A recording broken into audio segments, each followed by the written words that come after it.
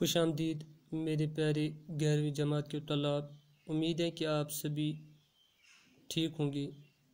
اللہ تعالیٰ آپ کو خوش و خرم رکھے۔ آج ہم شاد عظیم آبادی کی غزل نمبر 1 پر بات کریں گے۔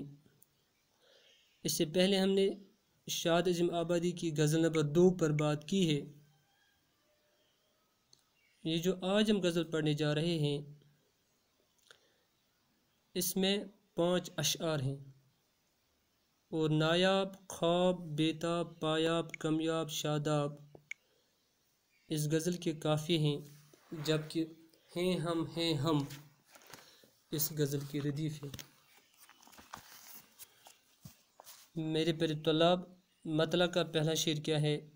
ڈھونڈو گے اگر ملکوں ملنے کے نہیں نایاب ہیں ہم، تعبیر ہے جس کی حسرت و غم، اے ہم نفس و وہ خواب ہیں ہم۔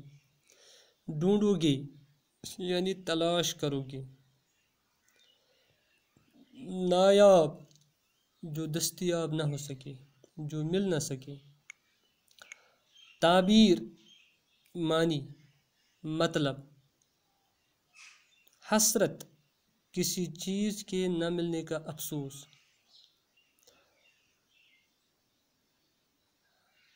ہم نفسو یعنی دوستو، اے ہم نفسو، اے میرے دوستو۔ مطلب کہ اس شعر میں شاعر ایک طرف اشتہار دے کر یہ جتلانا چاہتا ہے کہ ہم کھوئے ہوئے ہیں، کسی کی آنکھوں میں خواب بن کر، کسی کی دنیا میں دوست بن کر۔ اب کوئی ڈھونڈ کے تو لاؤ، مگر ڈھونڈو گے کہاں؟ کیونکہ ہم نایاب ہیں، ہم مل نہیں سکتے ہیں۔ دوسری طرف یہ اشارہ ہے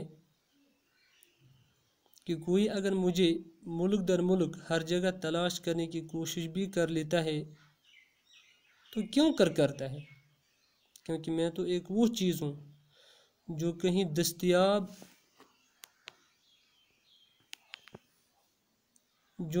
دستیاب ہی نہیں۔ کیونکہ میرے پیارے دوستوں، میں ایک وہ کھویا ہوا خواب ہوں جو دکھ، درد، مایوسی اور حسد کے سوا اور کوئی معنی مطلب نہیں رکھتا۔ بھلا کوئی ڈھونڈنے کی کوشش کرے تو کیوں کرے؟ وہ کیوں اپنے وقت کو ضائع کرے؟ کیونکہ ہم ملنے والے نہیں ہیں۔ اے درد بتا کچھ تو ہی بتا، اب تک یہ معمہ حل نہ ہوا، ہم سب میں دل بیتاب نہاں، یا آپ دل بیتاب ہیں ہم۔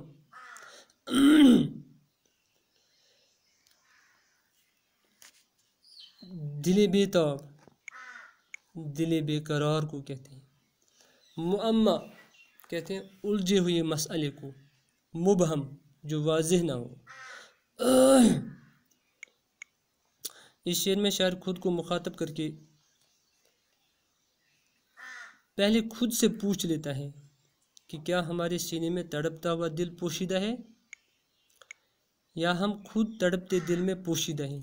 اس کا جواب اب کوئی دے اور کس سے پوچھ لے؟ حالانکہ دل ہی ایک جگہ ہے جس میں درد کو سمایا جا سکتا ہے، درد کو جگہ دی جا سکتی ہے۔ اس لیے درد سے ہی پوچھ لیتا ہے، بتا تو دل میں درد بن کر چھپا ہوا ہے، یا کہ خود بے قرار دل میرے درد کے لپیٹے میں چھپے ہوئے ہیں۔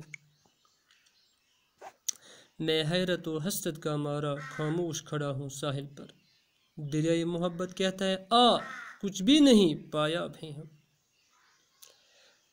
حیرت تعجب کو کہتے ہیں۔ میں حیرت و حسرت کا مارا ستم زدہ، ساحل کنارہ، پایاب ایک ہوتا ہے نایاب یعنی جو دستیاب نہ ہو سکے، جو مل نہ سکے۔ دوسرا ہے پایاب، پایاب کے معنی ہے کم گہرا، جو زیادہ گہرا نہ ہو۔ دریائے محبت کہتا ہے آ کچھ بھی نہیں یعنی کوئی خطرہ نہیں۔ شاید اس شعر میں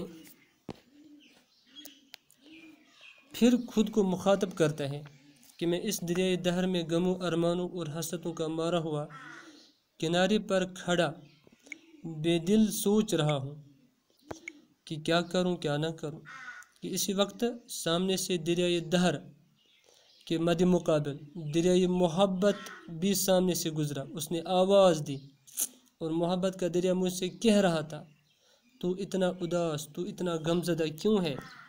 آجا میرے اندر سما جا، آجا میرے اندر سما جا، گھبرا مت، میں اتنا گہرا نہیں ہوں کہ تجھے ڈوبنے کا خطرہ ہو۔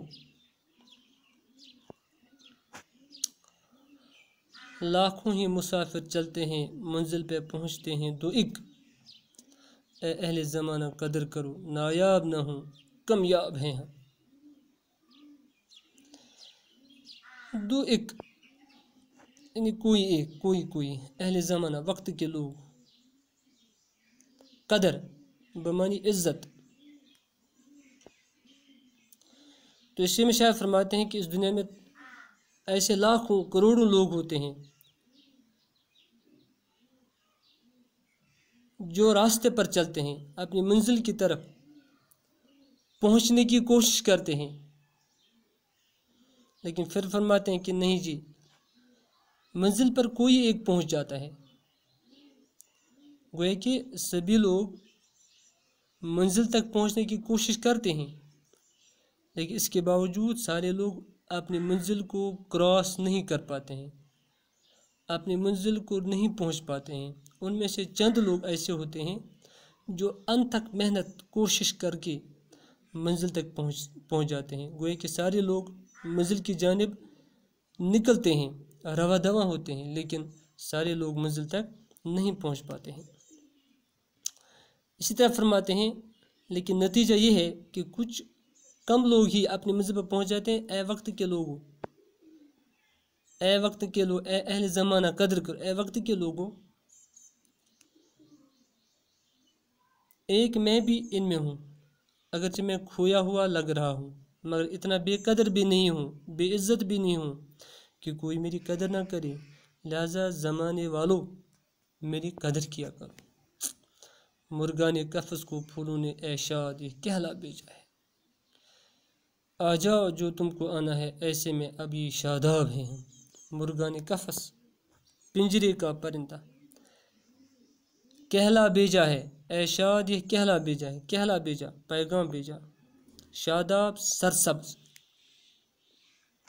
مقطع کے اس شعر میں شاعر کہتا ہے کہ جب پھولوں بھرے باغ میں پھولوں نے یہ محسوس کیا ہے کہ گلستان کے پرندے اب پنجروں میں کہیں بند ہو کر رہ گئے ہیں، یہ خود شاعر کو بھی لگ رہا ہے کہ پرندے کہیں پھنس گئے ہیں، مگر ساتھ ہی چونکہ شاعر شادمانی کا نعرہ دے کر ان غمزدہ پرندوں سے کہہ رہا ہے کہ تم گھبرا مت، پھولوں نے یہ خوشی کا پیغام دیا ہے کہ آ جاؤ پھر سے اس گلستان میں، کہ تم کو آنا ہی پڑے گا، کیونکہ ابھی یہ گلستان سرسبز و تازہ پھولوں سے بھرا پڑا ہوا ہے۔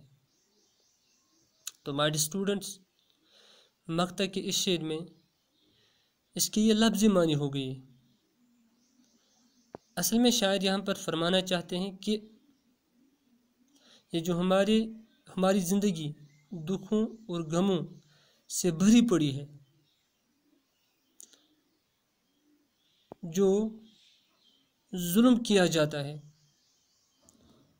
لیکن اس کے باوجود بھی ہمارے اندر ایک امید ہونی چاہیے۔ جیسے گلستان کے پرندے اب پنجروں میں کہیں بند ہو کر رہ گئے ہیں، لیکن پھر بھی پھولوں نے یہ خوشی کا انہیں پیغام دے کہ آ جا پھر سے اس گلستان میں، کیونکہ ابھی یہ گلستان سبز و تازہ پھولوں سے بھرا پڑا ہے۔ تو یعنی ہمیں بھی ابھی نا امید نہیں ہونا چاہیے ان حالات کو دیکھ کر، ہمیں ان حالات کے ساتھ مقابلہ کرنا چاہیے، تب جا کے ہم اس گلستان کو اپنا بنا سکتے ہیں، اور نا امید ہونے کی ضرورت نہیں ہے۔ Thank you.